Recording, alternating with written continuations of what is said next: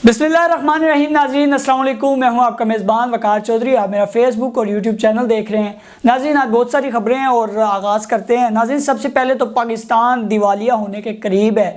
पाकिस्तान का जो ख़तरा है दिवालिया होने का वो दिन ब दिन बढ़ता जा रहा है। पाकिस्तान में इस वक्त जो माशी सूरत हाल है वो बहुत ज़्यादा पसमानदा है और पिछले काफ़ी दिनों से जो ये बातें चल रही थी कि पाकिस्तान दिवालिया होने के करीब है, जिस पर इसहाक डार साहब ने ये बयान जारी किया कि पाकिस्तान बिल्कुल भी ऐसी किसी सूरत हाल से नहीं गुज़र रहा, बिल्कुल पाकिस्तान मुस्तहकम है। लेकिन आज जब पाकिस्तान मुस्लिम लीग नून के अपने ही साबिका वज़ीर ख़ज़ाना जो रहे हैं अभी इसहाक डार साहब से पहले मिफ्ता इस्माइल साहब, उन्होंने ये कहा है कि जी पाकिस्तान बिल्कुल दिवालिया होने के करीब है। जो MIF है वो पाकिस्तान को अपनी नई अगली किस्त जारी नहीं कर रहा। जो FBR और वजारत ख़ज़ाना के इदारे हैं उन पर जो IMF का एतमाद है वो बिल्कुल भी नहीं है, जिसकी वजह से वो अपनी अगली किस्त नहीं जारी कर रहे और उसी की वजह से पाकिस्तान में जो बहरान है वो आया हुआ है। एक तो बहरान हम सब जानते हैं, जब से ये गवर्नमेंट आई है तब से ये बहरान आया हुआ है और पाकिस्तान का जो मुल्की ख़जाना है वो तकरीबन 17 अरब डॉलर से 7 अरब डॉलर रिज़र्व्स रह गए हैं टोटल। और अगर इसमें तमाम जो पाकिस्तान की इंटरनेशनल इन्वेस्टमेंट्स भी डालें वो तकरीबन 11.5 या 12 अरब डॉलर बनता है, जो कि मुल्की तारीख़ का सबसे कम तरीन इस वक्त ख़जाना जो माना जा रहा है। मुल्क में इस वक्त जो महंगाई की सूरत हाल है वो सबके सामने है। जो पेट्रोल की कीमतें और बिजली की कीमतें वो पहले से बहुत ज़्यादा बढ़ चुकी हैं। इस वक्त जो आटा है वो गुज़िश्ता गवर्नमेंट के मुकाबले में 25 रुपये फ़ी किलो ज़्यादा महंगा फ़रोख्त किया जा रहा है। जो पेट्रोल है वो तकरीबन 75 रुपये महंगा फ़रोख्त किया जा रहा है गुज़िश्ता हुकूमत में। जब इमरान खान साहब की गवर्नमेंट थी तो तब पेट्रोल की कीमत तकरीबन 150 रुपये आ गई है मैक्सिमम फ़ी लीटर, लेकिन अब इस वक्त 237 रुपये तक गई, उससे ऊपर भी गई है, 250 तक गई। लेकिन इस वक्त जो कीमत है वो तकरीबन 230 के लगभग चल रही है। जो डीज़ल है उसकी कीमत 50 रुपये बढ़ाई गई है गुज़िश्ता गवर्नमेंट के मुकाबले में। और अगर हम स्टॉक मार्केट देखें तो वो भी तकरीबन आज 8 से 65 पॉइंट नीचे गिरी है। बिजली की कीमत तकरीबन जो बढ़ाई गई है वो तकरीबन 50% बढ़ाई गई है। बिजली 17 रुपये फ़ी यूनिट से बढ़ाकर 29 रुपये कर दी गई है। जिस वक्त भी किसी मुल्क में महंगाई की सूरत हाल पैदा होती है, जिस मुल्क में कीमतें बढ़ती हैं, इंटरनेशनल मार्केट से कीमतें बढ़ती हैं, इस वक्त जो पाकिस्तान में कीमतें फ़रोख्त हो रही है पेट्रोल की वो इंटरनेशनल मार्केट से बहुत ज़्यादा अबव है, इस पे बहुत ज़्यादा टैक्स है। तो इस हवाले से अगर टेक्निकल देखा जाए तो पाकिस्तान में जो ज़र मुबादला है वो बढ़ना चाहिए, क्योंकि आवाम से टैक्स कलेक्शन बहुत ज़्यादा हो रही है डीज़ल के ज़रिए, पेट्रोल के ज़रिए और हर किस्म के ज़रिए। अगर जिस चीज़ में पेट्रोल और डीज़ल आ जाए तो वो तकरीबन हर किस्म की टैक्स रिटर्न जो पाकिस्तान के बढ़ने चाहिए। लेकिन ये कैसी सूरत हाल है कि पाकिस्तान में ये बिल्कुल नेगेटिव सोच जा रही है और जो इन्वेस्टर है वो भी मौजूदा गवर्नमेंट पे एतमाद नहीं कर रहा, जिसकी वजह से जो आटा, डीज़ल, पेट्रोल और बिजली की कीमतें हैं वो बढ़ाई गई, जिससे मुल्क में सब्ज़ियों की कीमतें भी बढ़े, दालों की कीमतें भी बढ़ी, मटन, चिकन तो जो आम आदमी की पहुंच से ही दूर हो गया है। ये उल्टा पता नहीं कि ख़जाना पाकिस्तान का किधर जा रहा है। हालांकि पाकिस्तान के रिजर्व्स इससे बढ़ने चाहिए कि टैक्स कलेक्शन ज़्यादा हो रही है। जो पाकिस्तान तहरीक इंसाफ की साबिका गवर्नमेंट रही है उसमें जो महंगाई की शरह 15% थी, लेकिन इस वक्त तकरीबन 100% तक पहुँच चुकी है जो महंगाई की शरह है। पाकिस्तान तहरीक इंसाफ ने जो ग्रोथ की, जो GDP है उसमें भी ग्रोथ उनकी सामने आई। पाकिस्तान में जो ख़जाना था वो तकरीबन 6 अरब डॉलर से पाकिस्तान तहरीक इंसाफ की हुकूमत में 17 अरब डॉलर तक लेके जाया गया, उससे ऊपर लेके जाया जा रहा था। पाकिस्तान की जो सूरत हाल बन रही थी, इंटरनेशनल रिलेशन जो पाकिस्तान के इतने मजबूत हो रहे थे, उनको जब ये रिजीम चेंज का मामला चला تو اس کے بعد پاکستان بالکل نیچے گیا۔ حالانکہ اگر اتنا پاکستان تحریک انصاف مہنگائی کرتی، چیزوں کی قیمتیں بڑھاتی، ٹیکس ریٹرنز اتنے زیادہ لگاتی، تو لازمی طور پر اس وقت پاکستان کا زر مبادلہ جو ٹیکنیکل سروے کیا گیا اس کے مقابلے میں پاکستان کا زر مبادلہ تقریباً 30 ارب ڈالر ہوتا، لیکن پاکستان اس وقت بالکل منفی جا رہا ہے۔ وجہ کیا ہے؟ انٹرنیشنل انویسٹر پاکستان پر اعتماد نہیں کر رہا۔ انٹرنیشنل جو مارکیٹس ہیں، چین اور ترکی کے جو صدور ہیں ان کے بھی گلے چل رہے ہیں۔ ہمیں اندر کی بات پتہ چلی ہے کہ پاکستان کے وزیر اعظم کے ساتھ کہ جو انٹرنیشنل کمپنیز پاکستان میں کام کر چکی ہیں ان کی جو پیسے ہیں وہ یہ ریلیز نہیں کر رہے اسٹیٹ بینک آف پاکستان سے، جس کی وجہ سے بہت زیادہ مسائل بڑھ چکے ہیں۔ ناظرین، جو ملک ابھی دیوالیہ ہونے کے قریب ہے تو یہ بہت بڑا چیلنج ہے موجودہ گورنمنٹ کے لیے، موجودہ اداروں کے لیے یہ بہت بڑا چیلنج ہے۔ اگر ہمیں پاکستان کو بچانا ہے دیوالیہ ہونے سے تو ہمیں لازمی طور پر پاکستان کو اس وقت جو پاکستان کی عوام کی مانگ ہے الیکشن کی طرف لے کے جایا جائے گا، جو پی ٹی آئی کی مانگ ہے اور جو اس وقت تقریباً 80% سے زائد پاکستانیوں کی مانگ ہے وہ الیکشن ہے۔ اور جو سچویشن چل رہی ہے وہ یہ سامنے نظر آ رہا ہے کہ پاکستان تحریک انصاف گروتھ بہت اچھی کر رہی تھی، لیکن اس سے بعد سے جو پاکستان میں صورتحال پیدا ہوئی، حالانکہ عمران خان صاحب کے دور میں کرونا بھی آیا، کرونا کی سچویشن جو بنی اس میں پوری دنیا میں اتنی تباہی نہیں ہوئی جتنی پاکستان میں کہا گیا کہ ہوئی، لیکن پاکستان بالکل متوازن رہا۔ پھر بعد میں چین اور امریکہ اور یورپ کے بہت سے ممالک نے پاکستان سے وہ اسٹریٹجی مانگی کہ آپ کون سی اسٹریٹجی استعمال کر رہے تھے جس کی وجہ سے آپ نے لاس نہیں کیا، آپ نے فیکٹریاں مستقل بند نہیں ہونے دی، آپ نے کاروبار بند نہیں ہونے دیے، آپ سمارٹ لاک ڈاؤن کی طرف گئے خان صاحب، اور انہوں نے ملک کو بچایا، ملک میں انویسٹرز کا اعتماد بڑھایا کہ کیسی بھی سچویشن ہو لیکن ہم جو پاکستان میں امن چاہتے ہیں اور پاکستان کو آگے لے کر بڑھنا چاہتے ہیں، پاکستان کو ایک ترقی یافتہ ملک چاہتے ہیں، وہ خان صاحب نے بڑی بہترین اسٹریٹجی استعمال کی۔ لیکن موجودہ گورنمنٹ صرف اگر سیلاب آیا تو سیلاب تو بہانہ ہے، اس سے پہلے دیکھ لیں کہ اپریل مئی جون جولائی اگست ان 4 مہینوں میں 5 مہینوں میں کیا ہوا۔ سپتمبر میں سیلاب آیا، اگست بالکل پرامن گزرا، لیکن اگست تک پاکستان کی جو سچویشن تھی وہ بہت زیادہ بدل چکی تھی۔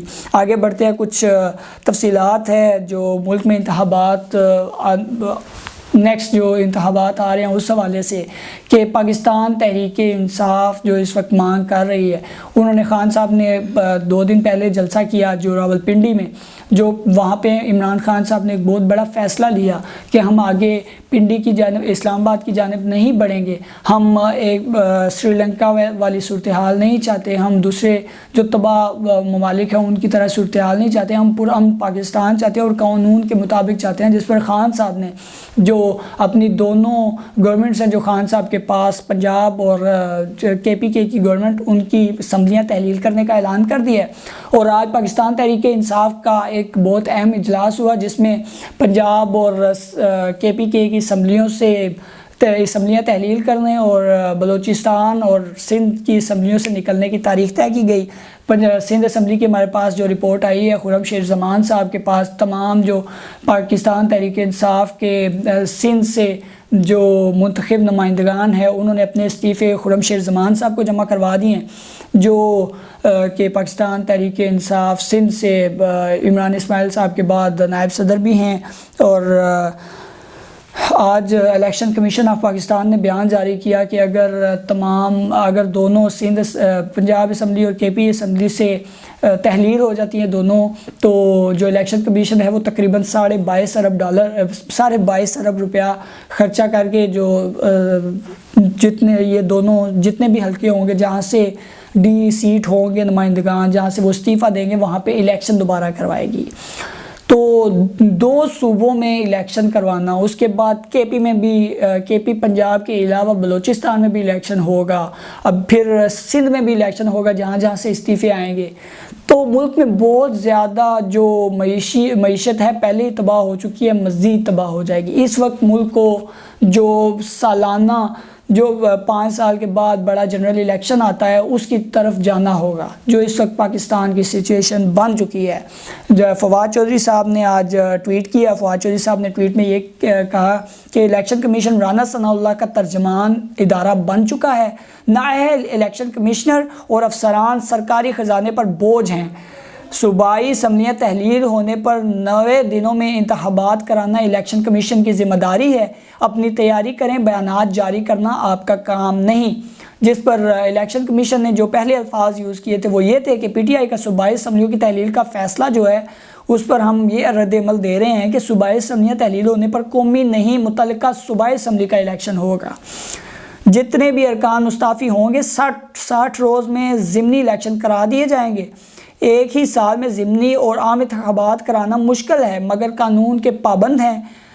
پنجاب خیبر پختونخوا کے دوبارہ الیکشن پر 22.5 ارب روپے خرچ ہوں گے، تو 22.5 روپے اگر خرچ ہوں گے پنجاب اور کے پی میں الیکشن پر، پھر جنرل الیکشن میں دوبارہ یہاں پہ الیکشن کروانا پڑے گا۔ کے پی میں بھی اور پنجاب کے علاوہ بلوچستان اور سندھ میں جو الیکشن ہوگا، کیا الیکشن کمیشن اس پہ چپ رہے گا؟ الیکشن کمیشن کو چاہیے کہ اس وقت جو سچویشن پاکستان میں بن چکی ہے، جو اس وقت پاکستان کی عوام کا مطالبہ ہے، اس پر غور کیا جائے۔ الیکشن کمیشن آف پاکستان جو ہے وہ پہلے ہی بہت زیادہ اس چیز میں رکاوٹ بن چکا ہے کہ الیکشن کو، یعنی جب ضمنی الیکشن ہوئے اس میں بھی الیکشن کمشنر نے، جو چیف الیکشن کمشنر ہے جس پر عمران خان صاحب نے بارہا کہا کہ جو چیف الیکشن کمشنر ہے یہ نون لیگ کا ہی بندہ ہے اور نون لیگ کی بہت زیادہ سائیڈ لے رہا ہے، اور ہمیں یہ شخص جو ہے وہ منظور نہیں ہے الیکشن کمشنر جو ہے وہ مستعفی ہو۔ اور اس کے بعد ابھی پاکستان تحریک انصاف کے دوبارہ جو نمائندگان ہیں اور رہنما ہیں وہ پھر یہی مطالبہ کر رہے ہیں کہ الیکشن کمیشن جو ہے وہ رانا ثناء اللہ کا ترجمان ادارہ نہ بنے۔ ناظرین، الیکشن پنجاب میں اور کے پی میں، اس کے علاوہ سندھ اور بلوچستان میں تو ہوگا، دیکھتے ہیں ابھی جنرل الیکشن ہوتا ہے یا نہیں۔ جنرل الیکشن ہونا چاہیے کہ جو الیکشن کمیشن ہے وہ متعلقہ جو موجودہ گورنمنٹ ہے، فیڈرل گورنمنٹ، اس کے مطابق ان کی بات سنتے ہوئے تو ظاہری بات ہے کہ وہ ضمنی الیکشن بھی کروائے گا۔ لیکن شہباز شریف صاحب کو بھی یہ سوچنا چاہیے کہ جو اس وقت پاکستان کی صورتحال بن چکی ہے، پاکستان اس وقت بہت بڑے خسارے میں ہے، تو پاکستان کو اس وقت جنرل الیکشن کی طرف لے کے جایا جائے اور جو ای وی ایم کو آپ نے ختم کیا، ای وی ایم کو دوبارہ بحال کیا جائے۔ آگے بڑھتے ہیں۔ جو اس وقت موجودہ الیکشن ہوئے ہیں آزاد کشمیر میں، جو بلدیاتی الیکشن ہوئے ہیں، اس میں پاکستان تحریک انصاف نے بہت زیادہ ترقی پائی ہے۔ پاکستان تحریک انصاف کی جو یو سیز کا رزلٹ وہ ہمارے سامنے آیا ہے کہ پاکستان تحریک انصاف نے 34 نشستیں، پیپلز پارٹی نے 23، پاکستان مسلم لیگ نے 9، جو ایم سی ہے اس نے 3 اور انڈیپینڈنٹ 4 جو ہوئے ہیں وہ مظفر آباد ڈویژن ہے وہاں سے کامیاب ہوئے ہیں انڈیپینڈنٹ 4 امیدوار یو سی سے۔ جو ڈسٹرکٹ کے ہمارے پاس رزلٹ آئے، ڈسٹرکٹ میں بھی پاکستان تحریک انصاف نے نمایاں کامیابی حاصل کی ہے۔ جو ایک اور بلدیاتی الیکشن کے حوالے سے ہمارے پاس نتائج آئے، اس میں تحریک انصاف کو واضح برتری ہے۔ ضلع مظفر آباد کی 41 یونین کونسلوں میں سے 17 پر پیپلز پارٹی، 16 نشستوں پر تحریک انصاف کے امیدواروں نے میدان مارا ہے۔ نون لیگ صرف 2 نشستوں پر کامیاب ہوئی، مسلم کانفرنس 3 اور 2 آزاد امیدوار بھی کامیاب ہوئے۔ ناظرین، اسی طرح جو ڈسٹرکٹ کونسل تھے اس میں بھی پاکستان تحریک انصاف کو نمایاں کامیابی حاصل ہوئی ہے۔ ناظرین، پنجاب اور سندھ اسمبلی اور کے پی اور بلوچستان میں جو مستعفی ہوں گے وہ تو نتائج آئیں گے۔ جو ابھی اے جے کے میں اور پھر جو خیبر پختونخوا میں بھی الیکشن ہوئے، ضمنی الیکشن جتنے بھی ہوئے، وہاں پہ بھی ثابت ہو گیا پاکستان تحریک انصاف اس وقت کی سب سے مضبوط سیاسی پارٹی ہے اور اس وقت اسی طرح چل رہی ہے آگے۔ 64% جو نشستیں ہیں وہ پنجاب اور کے پی اسمبلی تحلیل ہونے پر ہی خالی ہو جائیں گی، جس پر لازمی طور پر Pakistan election commission of Pakistan کو جنرل الیکشن کی طرف جانا چاہیے۔ ناظرین، یہ تھی کچھ آج کی اہم خبریں۔ جنرل باجوہ صاحب نے آج اپنی آخری ملاقاتیں کی وزیر اعظم پاکستان شہباز شریف صاحب اور صدر پاکستان عارف علوی صاحب کے ساتھ، انہوں نے یہی کہا کہ جو سیاست سے ہم نے فوج کو دور کیا ہے، یہ انشاءاللہ فیوچر میں فوج کے لیے بہت اہم ثابت ہوگا۔ فوج سیاست میں ملوث رہتی تو عوام سے دور رہ سکتی تھی، ملکی ہو جاتی۔ ملکی سیاست میں تاریخ کردار کے باعث فوج کو تنقید کا سامنا کرنا پڑا۔ کل جنرل باجوہ صاحب کا آخری دن ہے GHQ پنڈی میں۔ کل کمان تبدیلی کی پروقار تقریب ہوگی۔ جنرل باجوہ نئے آرمی چیف عاصم منیر کو کمانڈ کی چھڑی سونپیں گے اور پھر الوداع ہو جائیں گے۔ ناظرین، یہ تھی آج کی کچھ اہم خبریں اور اس پر میرا چھوٹا سا تجزیہ۔ یہی دعا کریں گے اللہ سے کہ اللہ پاک پاکستان کے حق میں جو بھی بہتر ہے وہی پاکستان کے حق میں کرے اور پاکستان کو دن دگنی رات چگنی ترقی عطا کرے۔ السلام علیکم ورحمۃ اللہ وبرکاتہ۔